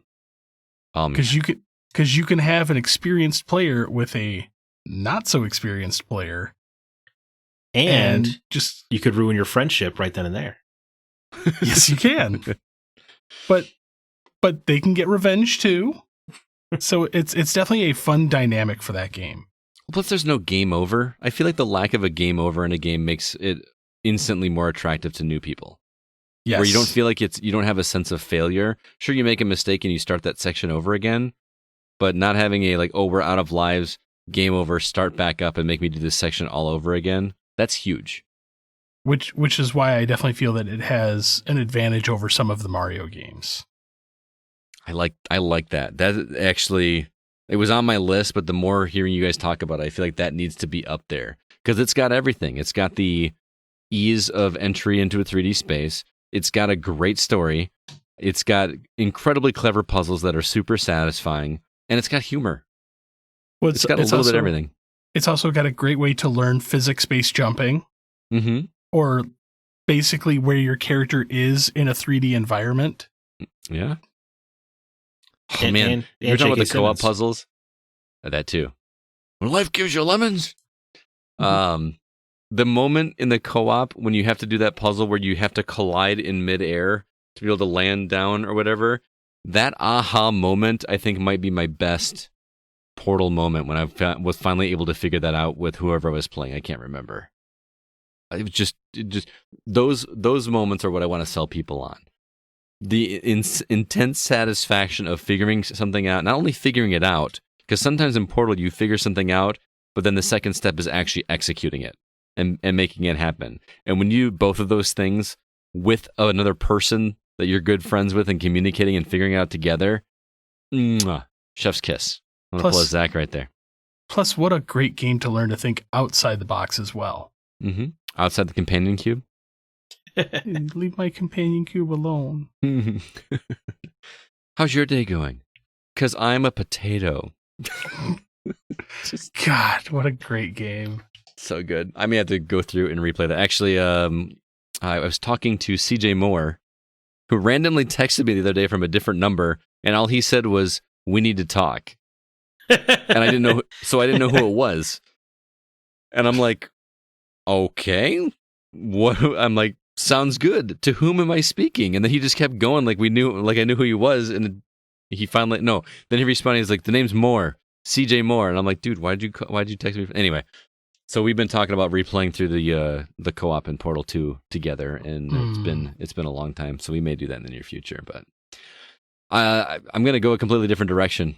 I mean, it shouldn't be a surprise, but to me, the party games are an easy barrier entry. I know that you said you made a good point about things feeling more like a toy if you go that route, but I have gotten more people to take a look at a video game and make it feel less like a toy, because a lot of those themes are pretty adult oriented in some of the Jackbox games, especially with the crowd you're playing with. How many times has Scott's mom been a category? Every time in Jackbox, like at least once every time we play. Well, that's a lot of ground to cover, like so it makes sense. She's not listening, don't worry. But yeah, the party games, the easily accessible games. And I don't mean to make it sound like people aren't going to have the skill, but I couldn't imagine. You remember how mind-melding Mario 64 was for us back in the day? And how crazy it was for us to adapt to moving in a 3D space and getting around. Imagine somebody that doesn't have the years of experience with a 2D game that is now doing that for the first time. My big worry when I'm trying to sell somebody on this crazy hobby of ours is I don't want them to feel overwhelmed. A lot of that stems from the fact that my father has been anti-technology since as long as I can remember. So whenever I try to teach him something technology-based or something newfangled, I try to keep it as simple as possible. So if I'm going to introduce somebody to something simple or into something that I want them to get into, I want to make it give it the least amount of complexity as possible to make it accessible for that person. Because the more little successes they have, the more apt they're going to be to try it again. So that's why I would say something like party games or, well, I've got one on my list that I don't know really what genre you would call it, but puzzle games. I think puzzle games would be a great way to do it because it doesn't take a ton of dexterity, at least until you get to the later levels. I know we've mentioned Mario Party. I think those are just silly, fun games. I like those for sure. All right, well, what games would you guys recommend for people? We're going to talk about the specifics now. I know we've each got a list here put together. CB, let's start with you. What games are on your list to introduce to new people, to make them understand just how awesome games can be? Wow. So I have a broad topic here. Well, Portal 2. Mm-hmm. For things like VR, like if somebody wants to get into VR, Beat Saber and Vader Immortal. Yeah, because I feel like VR is almost cheating, and I don't mean that. I'm not knocking what you're saying. I'm agreeing with you, because in VR, you just do what you normally do in real life, almost, right? I mean, you don't have a lightsaber in real life. Understandable, but the reason why I say those two is because someone with their first like VR experience, I'm not going to throw them at like Richie's Plank experience. Yes, you would. You've done that. I would, because I'm a twisted individual. Yeah, you know what, CB? You're a twisted individual, all right? As I was reminded of earlier this very evening. Yes, you were. But then like somebody wants like a great narrative story. I will agree. Like the Telltale games are phenomenal for it. And I'm actually going to go like way left field on this one, but Far Cry 5. Far Cry 5, that's an interesting... Why? Because, again, there's not really a game over, but it's a wonderful 3D environment that you can kind of play around in. Mm-hmm. And the power of storytelling with that game alone can really push some boundaries in some areas that if you were to introduce somebody to a story like that, they're like, wow, that was amazing. And if they get through the game, like, what an ending. What else can exist in a world of video games? I'm trying to decide if that's the one I would go to if I were going to go like an open world game. I feel like almost Far Cry 3 might be, because I feel like the intro to Far Cry 3 grabs you better than 5. I haven't played 3, so I have to go with 5. Okay. But even 4 had a better opening. Didn't play 4 either. Okay. Well, you're dead to me. But the reason I like that game is because there's nothing so overly complex to do in that game. Mm-hmm. Like, I feel that that's a wonderful thing about the Far Cry series. It's not like there's something like so overly complex that there's a barrier of entry. Like, oh, you need to be really good at like puzzles to do this. Could you say the same thing for like GTA 4 or GTA 5? Because you can just go around and just do whatever you want in those cities. You can go on a date and go take a girl bowling. My problem with the Grand Theft Auto series is it's a game that you get bored with. Like, every time I've tried to play a Grand Theft Auto game for the story and campaign, I get unbelievably bored. And just start putting in cheat codes. Hot take. I play them almost exclusively for the story. I have never finished a Grand Theft Auto story or a campaign. I finished 5, but that's the only one. I have never caused mayhem in Grand Theft Auto for fun. I do all the time. That's my... Because I just get to the point that I'm like, cheat code. Let's see how high I can crank my stars. This says so and much. how long I can last. This really sums us up, don't it? Mm-hmm. So that's a lost reference for anyone paying attention. I tried to love that show. What about you, Zach? Or you got more, CB? I'm good. All right, Zach. All right, at the top, I'm going to borrow a comment from a listener, Nasty Nate. Really depends on the person. My fiance doesn't like games, but I was able to get her into Animal Crossing because she likes doing checklist type tasks in real life, and that game is just that. I think Call of Duty is a solid recommend as well, just because every gamer ever has played it, and it's something that is easy to pick up and play every so often. I didn't think about this until Nasty Nate pointed out, but Call of Duty is a solid choice because the targeting snaps too. Yeah. Right? In the campaigns, it is incredibly simple to play. Yeah, if you're going to pick a shooter, that might be the one to go with. Right. If the person's looking for something more action-oriented, I think that would be a solid way to hop in. Plus, there's an easy mode. Right. It's just something I would not have considered. So good on you. I kind of balked at it in my head, but I was also thinking multiplayer because if I'm trying to get somebody into gaming, I'm definitely not going to put them into a multiplayer match. There's just no way. No. Just watch the toxicity rise. Yeah. Right. Watch as I hate the medium by the end of the hour. Right. So, some other, obviously I think the Telltale games are perfect. Walking Dead, the Batman Telltale would be great. Rocket League, I think is a great entry. Yes. Game. Because even if you're not good at that game, it's still fun. As a guy that's terrible at Rocket League, I still have a blast every time I play it. One of the rare games where even losing is fun. Mm-hmm.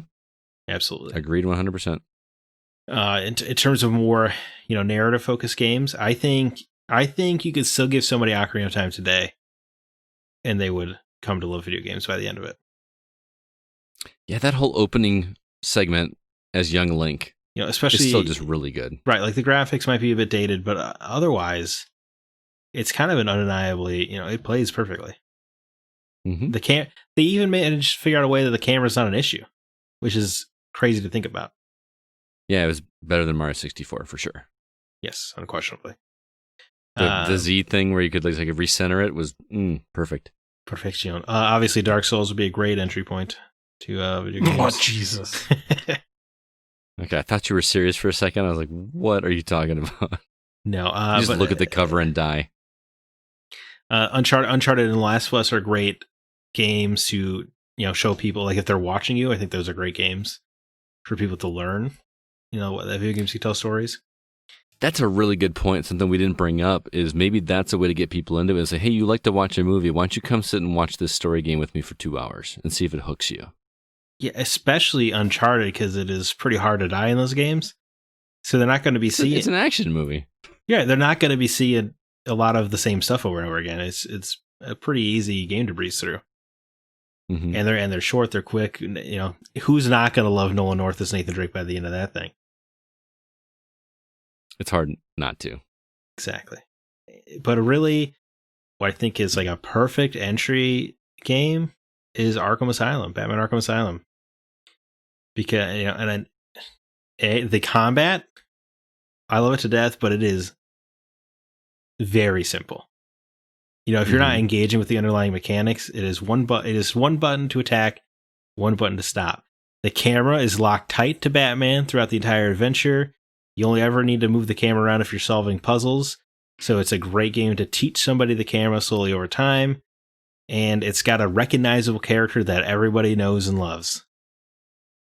I think that would be a tremendous entry point. I don't know. I actually agree with Zach on this one. Okay. Because when you are in the open world areas, it's actually very easy to get out of combat.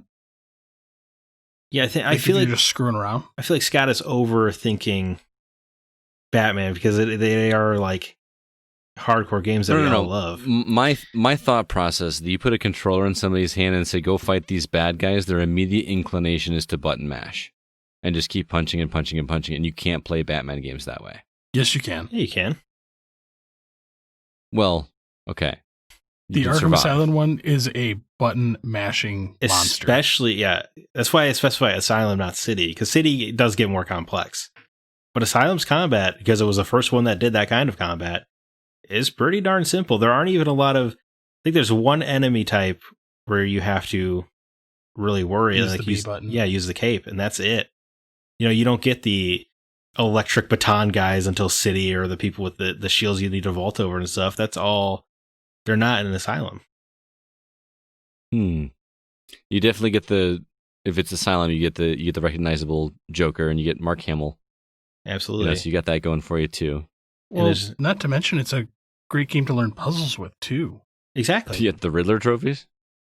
Yeah, CB's right. I mean, actually, and Batman. Like, when was the last time they made a bad Batman movie? The 90s? I didn't love the third Christian Bale one, but it wasn't bad. Well, there's no such thing as a bad movie. Just Batman versus Superman. Oh my god, they did that. Is one. Shut up, CB. Batman versus Superman. The director's cut is a 10 out of 10. I'll fight you. And actually, the more I think about Arkham, it's a great game that teaches you secret areas, like how to look for secret areas in games. Yeah, I might actually move that one onto my list, like near the top as well. It's a little. I think we should do an experiment. We need to find a baby's first Metroidvania. I think we need to find a fourth party here that has never played games, that is mutual to all three of us, that we can throw in front of a game I recommend, a game Zach recommends, and a game that CB recommends for a first time game. I still feel like the ultimate choice is Portal. Well, I think we can all agree on that. Right. Yes. In terms of, like, if you're really going to try to get somebody to a 3D space game, we all agree on that. But I say we take a Jackbox game for me, Arkham Asylum for Zach, and what was the other one you said, CB? Oh, I said Portal. No. Portal. Outside of Portal, the open world Far Cry 5. Yeah. We give somebody that has never played video games before, we give them each of those three games. You really think that your game is going to make them like games better than the other two? That's why I said with Zach's recommendation of Arkham, I'm like, yep, nope, that definitely beats mine. Wow, that makes me very happy. So, but no, I know the perfect person to experiment on. Your wife. Yep, because she despises video games. I was going to say Scott's wife. Who also despises. I think there's a better chance of Scott's wife playing a video game than mine. Yeah, my wife has actually played. Like, she played Mario and stuff, and she played... she's really good at this game called Poker Smash, which is a puzzle game with poker hands. Oddly very good at that game. She's also really good at Galaga. Game? It was a 360 game, yeah. My wife won't even play phone games. Yeah. My wife Chris challenged my wife to a Galaga, not this Chris, but Chris Owens challenged my wife to Galaga at a Dave & Buster's, and he had to walk away because she was taking so long to finish her game, and he was embarrassed. She's not as good as CB, but she's good at Galaga. Oh, that's hilarious, because that's the first time you've actually said that. You can't say it in front of her. Yeah. No, like every time he's like, my wife would give you a run for the money. She's always listening. She's got her ear to the floor right now upstairs, just listen to the air conditioning fence or whatever. I'm defending her Galaga honor right now. Or not defending her Galaga honor. I used to be. All of a sudden, she's gonna appear behind Scott, be like, "I heard that." Right, you're gonna see her over my shoulder here any second now. That would be with awesome. with her "You're dead to me" look that you guys have seen so many times. Yep. CB, you saw it tonight. Yes, I did. I only see it every time you open your mouth around her. Oh, Wow. You're going to get me in trouble, man. she's Anyway, listening. I'm going to read a couple listener comments I found as well. Stefan Rombing said, I would probably try the Switch, something like Mario Party or Mario Kart, something that one does together with others. Or if they're interested in side-scrolling games, there is only one, Super Metroid. And his thoughts with the first one, Mario Party, Mario Kart, kind of aligned with my thought process. Super Metroid, love the game. It's one of my all-time favorites. There is no way I'm using that game to try to sell somebody on games. Agreed. There's just no way. I love you, Stefan, but that game isn't going to make any sense. The very premise and the design of the spaceship and the fact that you're fighting a dragon that's holding a canister with this alien creature inside it just screams 13-year-old boy video game to me. Now we know, because we've played it and know how mature the story actually is from playing the first two and playing through it, how quality it is, and we were 13 years old when we played it, or at least I was. We know, but I just feel like that's gonna turn people off.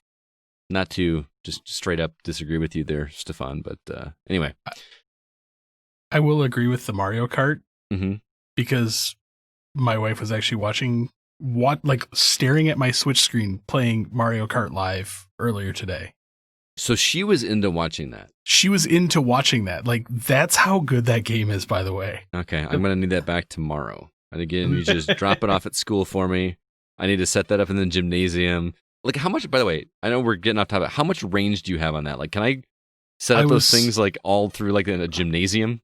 So I was sitting in my kitchen where my table is. I was wiping a dish. I heard a noise and I came out. Anyway, go ahead. Oh. The shoe flew off. So I was sitting in my kitchen and I could drive it all the way into my bedroom without losing any. Like up in the corner, it actually shows like how strong your signal is. Gotcha. And it was all the way in my bedroom, and I hadn't even lost half the signal. No, I want to know if I can go to my gymnasium at my school and set up my Switch in the middle of the gymnasium and have those 4 checkerbox things like in each corner of the gymnasium. How big's the gymnasium? Basketball court size. I mean, you could probably pull it off. That would be super rad. Could you imagine? Yeah. I could actually see that. And you could actually set up additional chairs as obstacles. Yes. Oh, right. We're going to try this. You grab like a 2x4, make a ramp, and go up in the bleachers for a lap. Oh, you could do that. I also forgot to mention the battery life is displayed for the cart on the screen as a gas tank. Okay. You already sold me on this game. Just a little things like that are just making it even worse. So, check out Mario Kart Live would be a good entry point. Yeah, I really think it would be a phenomenal way both to get kids and adults into gaming. You know what? That's a great point. This would be because there's something tangible that people can actually see, that they're not only controlling in a game, but they're controlling it in the real world at the same time. Right. I still, for what I want to teach you about games, it still comes across as a toy, but. I mean, it is a toy, right? At that point, right? I mean, but The Last of Us is not a toy, is what I'm trying to tell people. Right. I've got one more comment. This one comes from Brandon Lloyd, and he says, "Man, all my friends game or would never touch a game." He's basically saying he's got 2 different categories of friends: ones that game or ones that would never touch it. He said, "Ori is an amazing game and beautiful, though. That's a solid one. Guess it depends on genre. Edith Finch would probably be great for people that maybe read books." Those people that read books, those rare souls. I chose Brandon's comment because, much like with Stefan's, I'm going to vehemently disagree with you that Ori is a great game to introduce people to games. Because that's a hard freaking game. Yes, it's artistically beautiful and has a cool... Well, maybe the intro would grab people in terms of story. Like, oh, this is cute. I would say Will o' the Wisp really attracted the attention of my roommate. Just watching it. Because the way it looked like it does look like an animated movie. if you're That's just true. watching it. Edith Finch, I thought was a great call though. That one is, didn't take a ton of dexterity, and the story is genuinely engaging, creepy, and each moment of that game lasts for what, 10 minutes at most before you're playing a completely different game. I don't know, did you play Edith Finch, Zach? No. Wait. Oh, Yeah, What Remains of Edith Finch? Yes, absolutely. I did. I thought it was okay. okay. CB, did you play it? Yep. Didn't like it either? No, I actually enjoyed it. Okay. Ooh, I don't know, I just thought Firewatch. that one- That'd be a good entry game. Oh, Ooh. yeah. Why do we think of Firewatch? That's a great one. Just did. It's been a while since we've plugged our girl Sissy. Right. Yeah, I know. This Jones, friend of the show. Phenomenal job in Firewatch, but that's not, I recommend it because it's a great game. It is a great game. All right. So that was mine, but as far as other games that I would put on my list, you guys took Portal already. The easy ones, the Mario parties, the Jackboxes. I've talked about it before, but Overcooked, I feel, is a great game to get somebody else into because you can play it with them. And that game is as simple as you move a character in a direction and you press a button. Those are your only controls in that game. Now, that game can get stupid hard pretty quickly, especially the first one. But I feel like with that game being focused more on communication than actual dexterity, that would be a great place for people to get into games. I don't know. I like that one. I can see it. Yeah. Telltale games were on my list as well. You guys stole all my good ones, but Telltale, so many people know what The Walking Dead is. And even though there's not, I think Glenn is in the original Walking Dead game at some point, isn't he? Yeah. He shows up. For like a cameo in episode 4, I think. Right. Yeah, it was quick. So you may see a couple characters that you recognize from the television series or the graphic novel, but this is its own story. But because you have that familiarity of the franchise, and just people like zombies, it's crazy what a phenomenon zombies are, and you really can't get a game over on that screen. Going back to my point earlier, there's not really a I'm dead, if I remember correctly. It's like you make a bad choice and somebody else dies. You can die in the first season. Can you? Right. But it's a very quick rewind to the beginning of that segment. Yeah, I do remember her getting bit and having that wincing face. Yeah, I think that it lightens up as a Telltale moved on. But yeah, they still had some game overs in the first game. But yeah, you're right. There's this kind of, they don't really need to be there. Right. But they are there. I think that's a huge thing. Is like you want to put somebody into a game where they have more successes than they do failures. Right. Because that's a great way to say that. Yeah. Mm-hmm. So that I think, and Overcooked, you're going to have a lot of failures. But even when you fail, it doesn't feel terrible because you just talk it out and you figure it out how to do it in your next run. So yeah. Well, I mean, Telltale also teaches them that you can influence the narrative in a way that you can't, obviously, with a book or a movie or a TV show. Mm-hmm. Really, I feel like that was more prevalent in the first season than it was in later seasons, though, too. They slowly stepped away from that. I disagree. Bit. Actually, The Walking Dead. I think season 2 it increased. Yeah, I agree. I think season 2 had more ending options than season 1. Did season it? 1 had Okay, one ending. But 2 ways it could play out, I guess.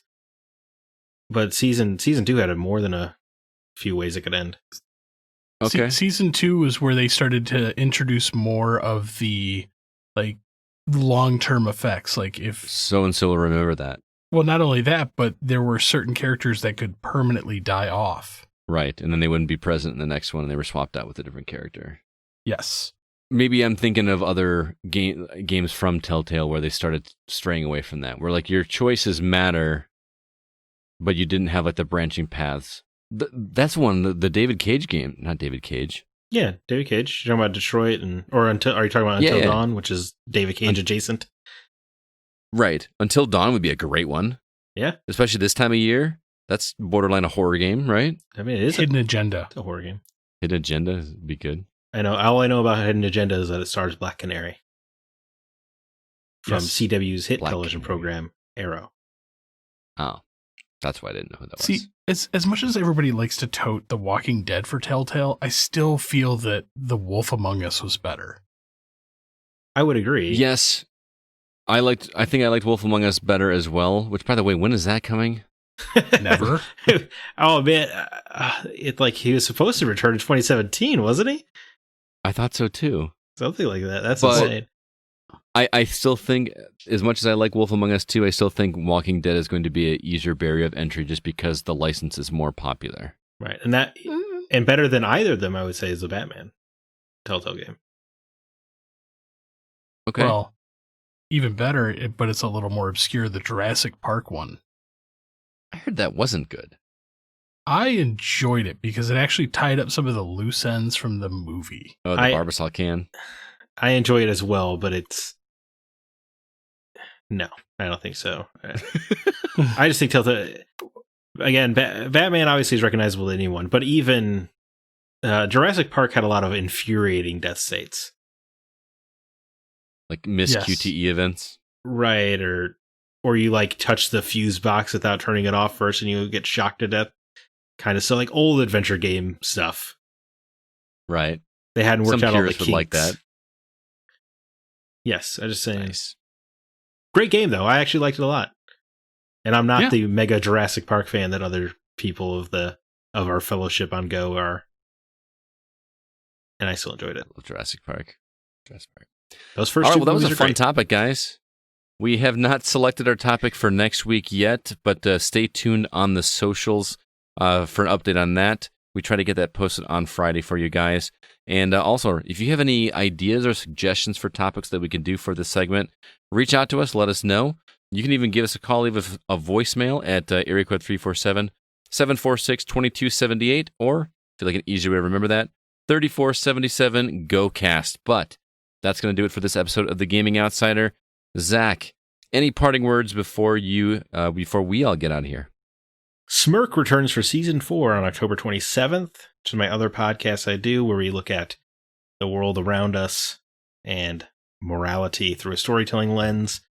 But I will pimp that harder next week, because this week speaking of The Walking Dead, Robert Kirkman, the creator of The Walking Dead, also did a superhero comic called Invincible, which I had been slowly reading ever since I first went to E3. It was just like slowly working my way through it, but something happened where I just picked it up about a week and a half ago and read over 80 issues, which has to be some kind of record for me. I don't know if I've ever read a comic that fast in my life. It's a superhero comic. I would say it's the Son of Superman is basically the story pitch, but it's an indie comic, so it's all original creations. There can be lasting consequences. You know, the joke with superheroes comics is that nobody ever dies. People do die here. It's violent. Kids die in this comic. Wow. It is perhaps the goriest comic I've ever read as well in the later issues, which was surprising because it is very bright and colorful like a Superman comic would be. But it is incredible storytelling. Unlike superhero comics, time passes, people get older, there are consequences, there are endings to things, which is pretty rare in superheroes because superheroes are the eternal second act. And it is very, very good. And I would say I'm not sure where it'll end up, but it's easily already my top 10 comic runs ever. Wow. Nice. High praise. Nice. CB, how about you? Two quick things. Rewatched one of my favorite movies today with my son. What's The that? Thing. How How old's your son? 12. Okay. Yeah, no, that's the perfect age for The Thing. Yeah, it really is, and he absolutely adored it. Yeah, I think I so- need to go back and rewatch The that. Thing It is is- Halloween season. I've been awesome. God, Kurt Russell is such a great actor in that movie too. That is one of the best horror movie endings. Yes, and we immediately followed it up with the newer version of The Thing. I have never watched that movie. It's actually I don't want. We'll talk about it off air. So, All right. Did you also have him play But- through the Xbox and PS2 The Thing video game? No, not yet. So, but he is definitely showing more of an interest in retro games. He wants me to set up one of my Nintendos in his bedroom so he can start playing some old games. That's super cool. I like it. So, My kind of then kid. second thing is, I want to get some feedback from the community. I've been talking with Zach about doing a comic podcast. Oh, you guys are seriously thinking of going through with that, huh? We finally texted about it briefly. Yeah. Instead of just talking about it on this show, man. we actually are beginning to communicate. Oh. Yep. So if the community, if our comic book brethren out there would like to hear it, let us know. So otherwise, we're probably just still going to do it anyways. Right. Sounds good. Also, this is my reminder that Mandalorian Season 2 is fast approaching, so if you'd like to do a refresher on Season 1, which I will be doing, now is the time to do it. It's a pretty short run of it. Was only like 10 episodes or like 20 minutes each or something? Yeah, like a half hour 40? each. I would say the average probably about 35. But yeah, it has a digestible television program, which is one of the reasons it is so great. I cannot wait. I have not watched it since it released, so it'll still have that a little bit of a fresh feeling. Quick I'm looking correction. forward to that. So It's 8 episodes. it's only 8 episodes. Okay, Right. Even better. That's like a mini series. Right. That's like that's the length of a Star Wars movie. Pretty much. You know, pretty much. it'll get me ready for Far Cry 6. Giancarlo God. Esposito. I can't wait for that game. I love me some Far Cry. He is the reason that episode 7 is the best episode. I agree. I might fight you on that one. Episode 7 is so good. All right. Guys, thanks so much for being here. That includes CB and Zach and all you listening. We appreciate it. As a reminder, The Gaming Outsider is produced by Nate Lucas, and all the music you hear on this episode is written and performed by Grant Henry of Stemmage and Metroid Metal. Be sure to check out his website. He does some incredible things over there. The address is stemmagemusic.com. That's STEMAGE music.com. Please also be sure to email us if you have any questions or concerns. Our address is feedback@thegamingoutsider.com. Until next week, I'm Scott Clark with Zach Parkerson and Chris Behrensmeyer, and we are The Gaming Outsider. And remember, there's no such thing as a bad game, just games that aren't for you.